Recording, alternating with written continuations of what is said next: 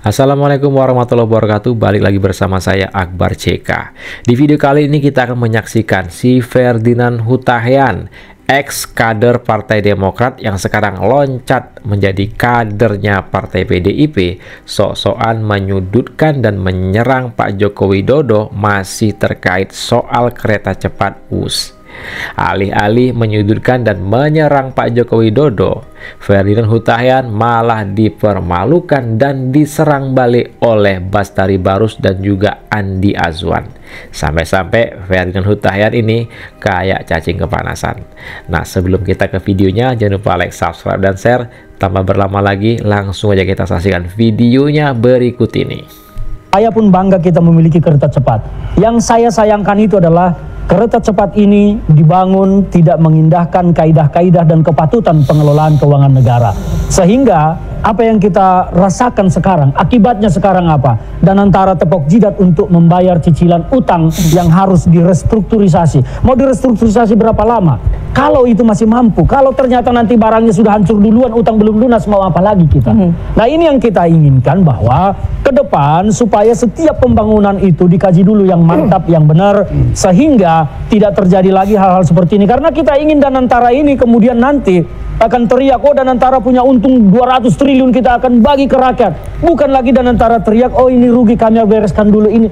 Kita ingin menghentikan semua keluh kesah tentang kerugian. Kita perbaiki negara ini dengan cara yang benar. Jadi kalau ada kesalahan-kesalahan dan kegagalan-kegagalan, saya minta juga ke teman-teman pendukung Pak Jokowi ini tidak usah dibelain terus lah.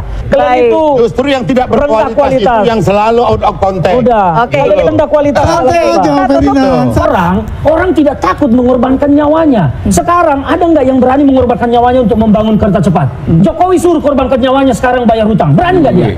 Jadi jangan dibanding dengan perjuangan kemerdekaan jauh jangan sekali. bawa Jokowi dulu. Loh, ini penggagasan Jokowi. Benar, sebagai apa? Dalam kapasitas apa? Kapasitasnya sebagai yang presiden. dukung dia siapa? Jangan bicara begitu. Tidak semua kebijakan Jokowi didukung oleh PD Perjuangan. Siapa bilang? Siapa bilang? Mana? Di ujung terakhir kan, setelah kenikmatan itu sirna. Inilah pendapat-pendapat yang selalu tidak mau mengakui. Bapak nggak berani mewakili hari ini dari kader PDIP kan? Saya selesai. Bapak mewakili PDIP enggak? Saya selesaikan dulu, saya bicara. Kata Bapak mewakili saya PDIP di sini enggak? hadir sebagai politisi PD Perjuangan. Ya, Anda mewakili PDIP. Makanya Anda dengar. Narasi Anda saya di sini sebagai politisi PD Perjuangan. Mewakili. Oh ya. Ya udah, oke. Makanya kita dengar sama-sama. Anda diam dulu, dengarkan orang bicara, hargai orang bicara. Ya. Ini adalah sebuah hasrat individu dari Jokowi yang tidak memperhitungkan risiko. Sementara sekarang risiko ini semua rakyat yang menanggung, bukan hanya Jokowi dan para pendukungnya. Kami, Anda semua ini yang tidak mendukung Jokowi juga akan menanggung risiko. Risikonya apa? Perekonomian Indonesia akan terganggu kalau kereta cepat Indonesia ini gagal bayar. Risikonya apa gagal bayar? Kepercayaan dunia internasional ke Indonesia akan menurun dari sisi investasi. Kalau itu terjadi, apa yang akan terjadi? PDI Perjuangan ternyata menafikan bahwa segmen-segmen masyarakat ini yang menggunakan yang namanya kereta cepat ini, karena beliau tadi mengatakan beliau ini mewakili PDI Perjuangan, maka saya agak heran kok PDI Perjuangan ini. Sekarang saya tanya, sebentar dulu dong. Tukang jamu itu sebentar dulu dong. Sebentar dulu. Anda yang memotong pembicaraan saya. Ini segmen masih saya tadi. Anda potong saya. Habis ini saya ada. Ya, biar saya sampaikan. Jadi kenapa segmennya saya bilang ini hanya terbatas karena tidak digunakan oleh masyarakat kalangan bawah semua. Kereta Parahyangan zaman sama Pak, di Papua sana dibangun jalan juga nggak dirasakan oleh masyarakat di Jakarta. Lama-lama kita kayak juga berdebat di sini. Monggo Pak Besar, silakan Pak. Ambil waktunya semua. Bahwa begini, berkeadilan itu bukan hanya seperti apa yang ada di kepala beliau, tapi menyesuaikan dengan kebutuhan. Pertanyaannya tadi, ini kebutuhan atau keinginan? Kebutuhan dan keinginan sejalan lah. Anda ini jadi udah gini, salah. jangan Anda pakai rasio Anda menjadi standar.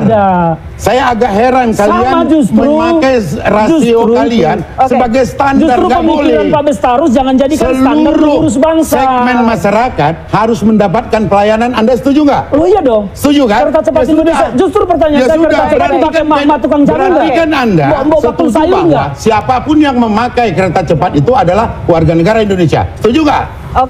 Waduh, kalau bicaranya warga negara. Kita bicara Jepang nih. Jepang bahkan sampai hari ini saya agak nggak serak gitu sama Jepang. Kenapa? nggak ada satu ilmuwan pun, atau mungkin karena belajarnya di Jepang jadi bela Jepang gitu. Di Jakarta itu ada 4 juta mobil, 12 juta sepeda motor. Jepang bikin apa untuk Jakarta? Itu saya sudah hitung dengan harga X itu kuadriliun yang kita beli belanja kepada Jepang. Mau ditambah dengan Surabaya, mau ditambah dengan yang kampung lainnya nih, kota-kota besar lainnya yang nggak dilihat oleh abang-abang ini. Nah, kemudian perlu, ya abang-abang ini kan bisa saja abang yang manapun ya kan, nggak nyampe akalnya ke sana. Ya kan? Nah, kemudian Jepang tidak pernah menawarkan yang namanya alih teknologi. Cina menawarkan itu. Artinya memberi kesempatan kepada anak bangsa ini untuk memiliki keahlian. Yang oleh sebagian orang jangan kita punya keahlian. Jadi bukankah Indonesia sekarang sudah mengekspor mobil nama Toyota? Kenapa? Indonesia bukannya sudah ekspor mobil Toyota? Pak, lisensi mobil itu Pak tidak ada di Indonesia Pak sampai hari ini belum. Bapak ini gimana sih di PDIP masa ada pabrik. Yang saya tanya bukankah Indonesia sekarang sudah ekspor mobil merek Toyota? Ya. Itu buatan mana? Dibuat di sini, dirakit di sini. Itu mobil rakitan. Ya, artinya Jepang juga memberikan. Pak, itu rakitan. Udah, kan terjawab sudah kan ketidakpahaman Bapak tadi. Nah, maka jawaban kita adalah kita sedang memberikan kepada China supaya kenapa? Dia tidak terikat pembayaran, bisa restrukturisasi terus loh. Artinya keputusan bisa terus diminta. Artinya keputusan Pak Jokowi sangat 100%. Bagi yang tidak suka Pak Jokowi, memang ada hal yang kemudian mereka katakan ini nggak benar menurut keilmuan saya. Maka Pak Prabowo juga sering menyatakan begini. Secara teknologi antek asing gitu kan. Mungkin secara karena teknologi belajarnya di tempat asing, jadi itu kelakuannya gitu. Kayaknya nggak senang kalau dari Pak Jokowi keluar sesuatu yang patriotik, semangat tinggi, dan penuh hasrat untuk Indonesia lebih maju. Vira, tambahan ya. Presiden. Namun memang banyak orang memberikan catatan-catatan. Catatan itulah yang ke depan itu harus kemudian menjadi perhatian banyak pihak agar ketika kemudian menyambung sampai ke Surabaya demi untuk melayani seluruh lapisan masyarakat, proyek ini betul-betul bermanfaat. Kalau masalah untung dan rugi, negara tidak boleh berpikir untung rugi kepada rakyat. Berapapun, apapun kosnya harus diberikan untuk pemenuhan hasrat masyarakat mendapatkan pelayanan tadi. Ada yang kemudian mengatakan kecewa terhadap hal ini, itu wajar saja. Mungkin karena tidak ada di dalamnya. Kemudian ada juga yang mengatakan bahwa ini penuh kesalahan. Itu pun sebetulnya tendensius saja, karena tidak satu pun bukti mengarah kepada terjadi bahwa pemerintah sebagai pencetus ataupun pencetus kegagalan tadi. Banyak hal yang terjadi tadi disebutkan, ada yang namanya COVID. Sangat berbeda, ada yang mengangkat tentang di China itu lebih murah daripada di Indonesia. Oke, dengan lipatan tertentu. Tapi tidak pernah menyampaikan bahwa tanah di China adalah milik pemerintah yang mengambilnya sangat mudah. Di sini kita harus berdebat bertahun untuk kemudian meloloskan atau membebaskan tanah tersebut. Itu memakan waktu yang panjang. Saya kira mudah-mudahan ke depan kita berdoa proyek ini jalan terus dan semakin dapat melayani seluruh lapisan dan menjadi salah satu bagian daripada jaring laba-laba transportasi Indonesia. Oke, jadi kebanggaan ya. Kemudian ada unsur politisasi di sana. Nama Pak Jokowi kembali disebut. Itu. Menurut Anda, apakah kemudian ini menjadi komoditas politik yang kemudian ditarik ke sana ke sini? Nah, ini kan sekarang kita tidak bisa mereka mempunyai persepsi untuk itu. Ya kan? Yang jelas Pak Jokowi telah bekerja dengan keras selama 10 tahun ya. Legacy ini bukan untuk dirinya. Legacy ini adalah untuk rakyat Indonesia. Inti poinnya adalah di sana, Vira. Ya? Jadi kalau kita bicara apakah ada unsur-unsur korupsi di sana? Mungkin saja ada, tapi kecil kemungkinannya. Karena apa? Pasal yang berlapis-lapis itu. Di situ ada Ernst & Young, di situ ada PricewaterhouseCoopers, Di situ ada juga BPKP. Oke. Luar biasa. Ya, jadi Biasa lah, Ada yang mendapatkan jadi disitulah WTP, ya, tapi kita ternyata harus pada optimis kena sebagai korupsi, warga gitu negara loh. bahwa Jadi ini jangan bukan karena buat ada audit kita, dianggap tidak ada tapi korupsi. ini semua pembangunan adalah untuk para Gen Z, para milenial, dan untuk semua anak dan cucu kita. Oke. Merdeka! Baik. Tapi tidak menjawab pertanyaan saya. Pertanyaan saya, apakah kemudian ini menjadi komoditas politik yang kemudian ditarik ke sana ke sini oleh pihak-pihak yang saya tidak tahu, mungkin bermain di balik ini. Kalau untuk Pak Jokowi kita tanggapi biasa-biasa saja. Biasa-biasa saja. Nggak ada masalah. Menjawab pertanyaan saya juga singkat. Ya sebetulnya ini bukan komoditas politik ya, tetapi karena memang bagi persepsi publik kereta cepat ini jadi karena pemaksaan ego pribadinya Jokowi, sehingga orang kemudian Nggak ada itu. Jangan bilang ego Jangan. pribadi. Saya boleh bicara tidak? Ya, Ferdinand. Kalian Jangan ada kalau ego mau- pribadi kalian gitu. kalau mau debat teman, Asal pribadi, jelas-jelas untuk kepentingan masyarakat, kepentingan rakyat. Dituduh untuk kepentingan pribadi, sakit si Ferdinand ini. Waktu dia masih di Demokrat, ya, salah satu proyek gagal, Hambalang yang berkasus itu sampai sekarang apa ceritanya coba? Kenapa si Ferdinand diam aja? Bagaimana bilang ego pribadi? Pertanyaannya Kereta bukan cepat itu. itu diawali pas Jangan zaman kesana. SBY. Zaman SBY. Mampus Ya. lu. Itu namanya. Tapi yang eksekusi adalah Pak Jokowi. awas minta dilempar. Jadi begini, Mira. Kita ingat nggak dulu waktu Presiden Soekarno membangun Monas, Monumen Nasional, dan juga Masjid Istiqlal. Ya seperti Ferdinand ini nih, banyak sekali yang menentang untuk itu kan.